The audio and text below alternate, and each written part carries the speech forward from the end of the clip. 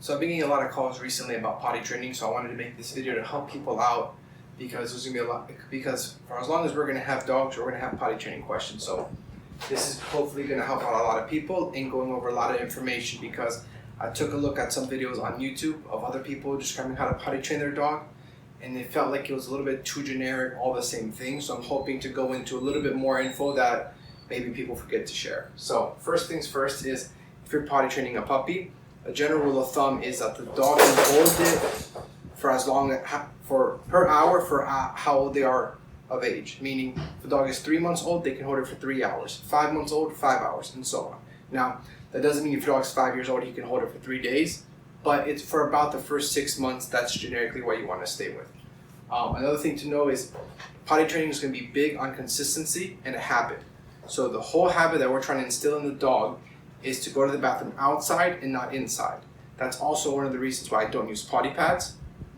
Is because for me, potty pads is still giving the dog an option to pee inside rather than outside.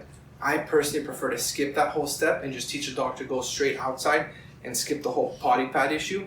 Now, if maybe you live on a high rise or you live like on somewhere in an apartment that's like 10 floors up downtown, then maybe it can help you in specific situations. But still, personally, I prefer to skip potty pads. I've never really used them, and I haven't had any issues.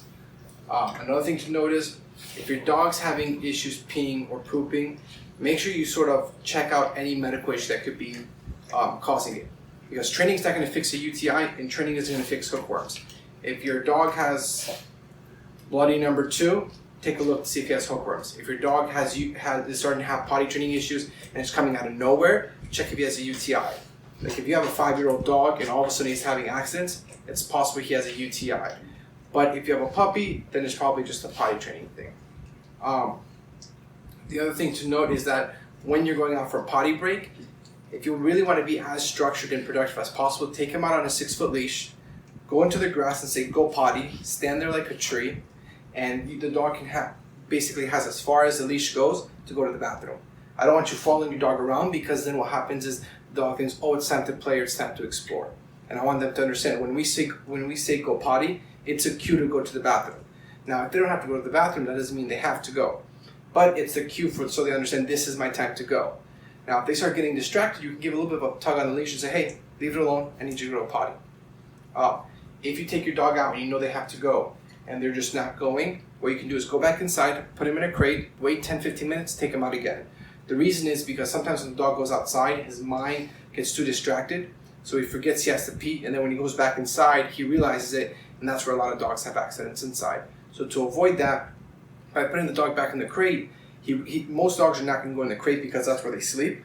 So it's going to put him into okay, now I have to hold it for 5-10 minutes, so the next time you take him out, he's like, "Okay, I really need to go." So that's going to help get him on a schedule. The other thing is, try to keep the water and food on a consistent schedule. If you free feed the dog, that can really kind of throw it off, because sometimes dogs will eat more after they've exercised. So maybe if you have 2 dogs, or if you come home on a lunch break and you play with your dog one day more than normal, he might eat at that time. That can throw things off a little bit. So try to keep things as consistent as possible. So for here, basically, we're going to have a normal 9 to 5 day, assuming 30 minutes for driving. That's what we're going to go off of. So 6 a.m. you want to wake up. Generally, what you want to do is you want to try to wake up at least 2 to 3 hours before you leave, because it gives you enough time. So first thing is you wake up at 6 a.m. and first thing you do is you take your dog on a potty break. Then right when you come inside, I would feed him breakfast, because you want to give as much time between breakfast and when you go to the work to make sure that he can go outside. Then after breakfast, so between breakfast and when you leave, you're going to have about a 2-hour gap. That's when you want to take the dog out at least 2 or 3 times on a potty break. If you can, throw in a walk. That'll definitely help. A lot of times when the puppy or the dog gets moving, their digestive system gets going, and that's usually when they'll have to go to the bathroom. For example, like out of my 4 dogs, Echo, Lucky, and Zoe, Zoe, Kobe, and Echo, they'll pretty much go out, go to the bathroom, come back in. Lucky needs a little bit more time before he goes. So there's also going to be nuances to every dog. If you're noticing that you're having an issue, which we'll go in depth in a little bit more, then you can add on the extra walk. But basically, I would say is follow this for the morning routine. You want to feed them as early as possible so you can get those 2 to 3 potty breaks in. Now, the potty breaks can be hanging out in the back. You can put your dog in the backyard, or you can actually walk them out on leash. If you have a puppy, make sure that you're watching them wherever they go, because you want to make sure that they actually went. Again, as the dog is younger, we have to give them a little bit less responsibility and understand, like, hey, we need to keep our eye on them a little bit more. Now, if you have an older dog, then you can pretty much send them in the back and say, hey, go potty. However, if you notice that on your potty breaks, when you send your dog in the backyard, he's getting way too distracted, or he's coming back inside and peeing, then that means outside he's probably not trying to pee and he's getting distracted by squirrels or smells or playing. So that's when you take that dog out on leash and making sure that he understands the potty breaks are only to go to the bathroom, and that playtime is later on when you tell him to. So let's say you leave at 8:30, you come back around 5:30. First thing you should do when you get home is take your dog out to pee again. Now, during the whole potty training process, I prefer to keep the dog in a crate, because if the dog's moving around, because one, dogs are not going to want to go to the bathroom in the crate because that's where they're sleeping. Two, if your dog's roaming around too much, it can sort of create a little bit of separation anxiety. It can get them moving. They can try playing with the ball. They can start barking at the door. There's a lot of other behaviors that can pick up. And then the more they're doing stuff, the more they're going to drink water. Hey! The more they're going to drink water, and the more they're going to end up possibly having an accident. So generally what I like to do in the potty training process is make sure you also do the crate training. The crate training on how to crate train your dog will be in a different video, but it'll definitely help you out if while you're doing this, the dog's in a crate. So when the dog's in the crate, he's just relaxing, because if he's relaxing, he's not going and have it in the digestive system isn't going to be as active, which means he's going to be able to hold it a little bit longer, so it's not going to be as hard for him. Now, then you're going to have the potty break at 5:30. Again, I usually like to feed him as early as possible. So if you're, again, this is for initial potty training. If you're scheduled a little bit differently, adjust it to yours. So we have the potty break right when we come home at 5:35. You feed him around 5:45. And then between 6 and 10 p.m., if assuming that's when you go to bed, do 3 to 4 potty breaks, which is roughly 1 every hour, and add in at least a walk. Now, the walk is more for exercise. I'm going to make a video on why exercise is important, why you should do it, but that's also when you want to try to do the walk, because what happens is so during this period, he should be sleeping. And if he's sleeping, that means when you come home, he's going to have a lot more energy, and he's also going to be basically stored up of everything throughout the day. So the walk is going to help empty out any pee or poop that he's been holding or that he has to go. Because again, that digestive system gets going, and that's what's going to help him out. Now, the other thing I want to note is that usually, so let's say 7:30 and 9 p.m. So 1 hour before I leave for work, and 1 hour before you leave for work, and 1 hour before you go to bed, I would take away the water. The reason is because during these potty breaks, before bed and before you go to work, it's to basically empty out the dog's bladder. Now, if you take the dog out for a potty break and he's playing or he's peeing or pooping and then he's outside and it's hot out, and then he comes back inside and he drinks, he just emptied it out and then he filled it back up. So he's going to have to go again. A big mistake people do is they leave for work at 8:30. So what they do at 8 o'clock to 8:30 is they take the dog on a nice long walk. They come inside, put the dog in the crate with water, and then leave. What you basically did is, yes, he emptied out his bladder on the walk. But then he's hot, he's tired, he's thirsty. You just gave him a ton of water. You put him in the crate. Now he's going to drink a gallon of water, and now he has to hold it for 8 hours. That's when he's going to have an accident here. And then if he has an accident in the crate, then you start getting into the issue of now he has a habit of peeing in the crate, which then means you have to give him a bath, and it can create a whole other issues. So by taking away the water an hour before you leave basically makes sure that you have those chances to let him get everything out of his bladder without refilling it. That's also why we feed him as early as possible, because then again, that helps with that part as well. If during this sort of schedule, let's say he has an accident here when you're going to work. Let's say he pees in a crate or he pees at home, whatever you're doing. What that's going to tell me is, all right, did you take the water away at 7:30? If you did not, do that. What I usually do when there's an accident is I will see if it was just a one-time thing or if it was a two-time thing. Meaning, sometimes I would just keep the schedule the exact same way and sort of keep a mental note saying, okay, last time or yesterday he had an accident here. I'll come home the next day and see if he had an accident here as well. Because it's easy for it sometimes to just be a fluke. Now, if he has an accident again here, then that means we need to change something here. So that means we either need to take the water away a little bit earlier, so like 7, or we need to take an extra potty break afterwards. So like if you're doing 2 potty breaks between 6:30 to 7:30 and then only 1 here, maybe we change it to 2 and 2 or 1 and 2, or maybe you add in a 15-minute walk. So let's say he peed twice during this time frame. We don't know what time frame it is. Oh, the other thing, you cannot punish your dog for having an accident in the house.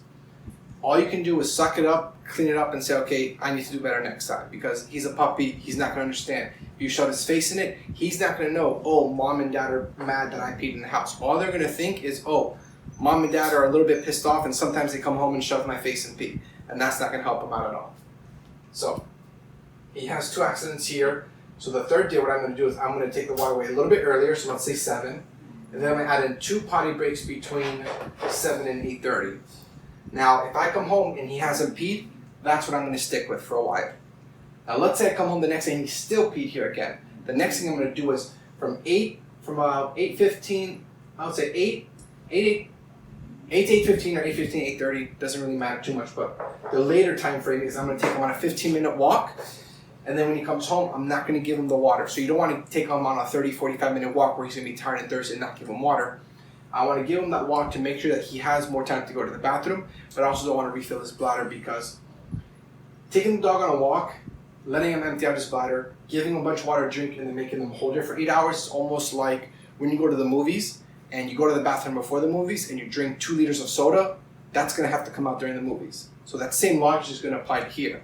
So what I'd rather do is have him go to the bathroom before the movies and not give him the 2 liters of soda. That way he's not holding anything in. That way his job is going to be a lot easier here, and he's not going to be uncomfortable if he's trying to hold it. So that's what that'll fix. So when you add in that walk, that will most likely change this. If it doesn't, increase that walk to maybe 30 minutes. But that's going to fix it for like 99% of dogs. All right, let's see. Now let's say he has an accident sometime in this time frame. Then what I'm going to say is, okay, well maybe after he ate breakfast, he drank a lot of water, because some dogs will.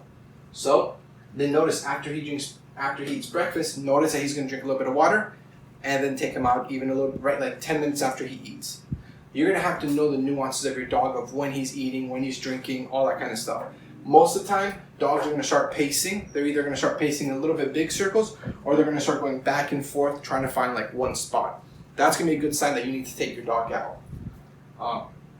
The other thing is, when you're potty training a dog, especially a puppy, the puppy should never be left out of the crate without you watching them, because that's also going to deal with some behavior issues that we're going to talk about in another video, about making sure that the dog can't do anything bad without you there to show them what the rules are. So the video cut out. So basically what we're talking about was that we want to make sure that the puppy isn't having free roam of the house while you're not there, to avoid any issues coming up. So that's why during this time frame, let's say you need to go take a shower or you need to get ready for work, then during that time, put the puppy back in the crate, and then when you come back to work to have the puppy out, take them to the bathroom. Usually what I'll do during this time, because the dogs, I'm going to assume the dog is going to be in the crate for crate training and potty training, is that every time you let the dog out of the crate, first thing is you take him out to go potty. And then before you put him in, you take him out to go potty. That's also going to add in extra potty breaks, so it's going to give us a lot more time to make sure that he goes to the bathroom. And that's going to help us out a lot.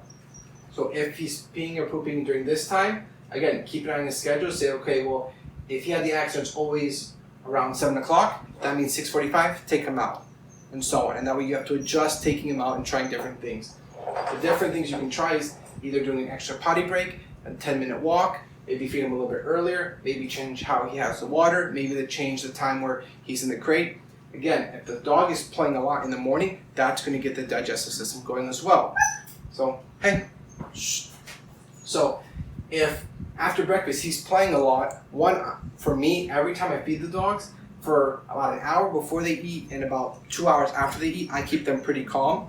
I like to try to do my best to avoid bloat. There's not really any information out there to guarantee how to prevent it, but from my experience and people I've talked to, they said some good things that you can do is sort of like soak the food in water and then make sure that activity around feeding is low. So personally, this is what I do: is an hour before they eat and 2 hours after they eat, I keep things calm. They can go outside and hang out, but no running around, no playing tug of war, no playing ball, no wrestling, none of that, because I want to avoid any possible things that can contribute to causing bloat.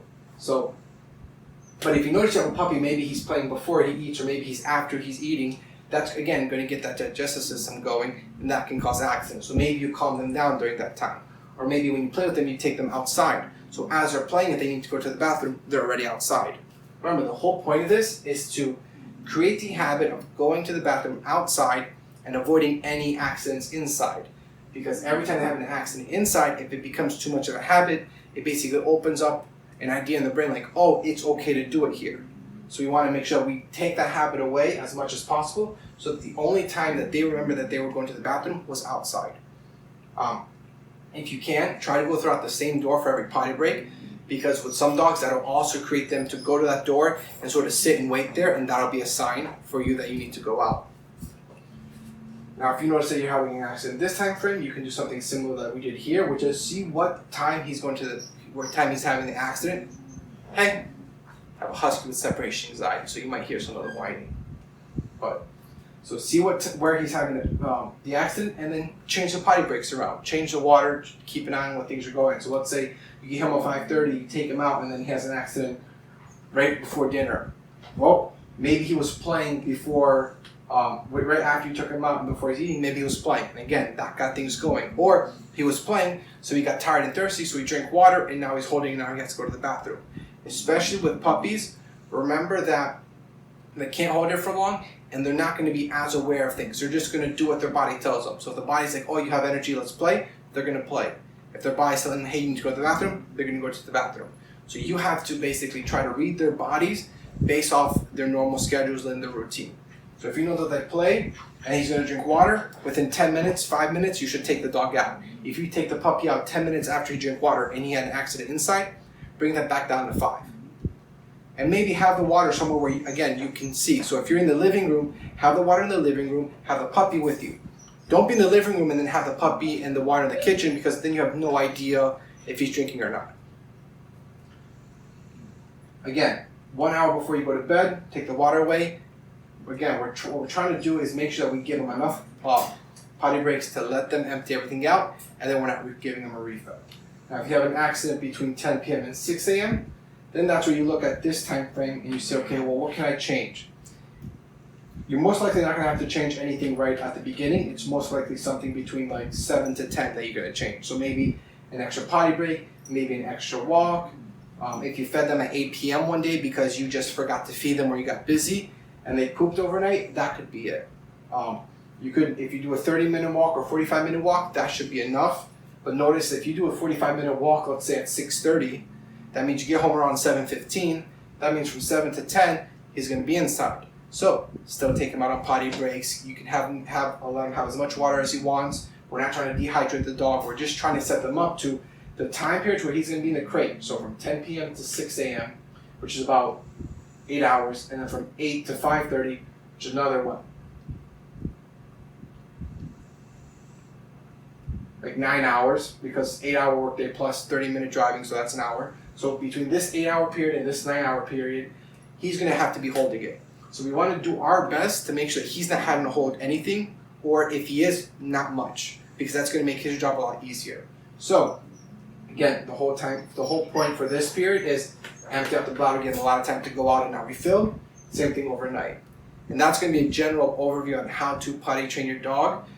And if you have accidents, look at the time period, write it down if you have to, and then you can sort of play around with it and say, okay, well, he had an accident here, we need to change something here. Or if he had an accident here, we need to change something here.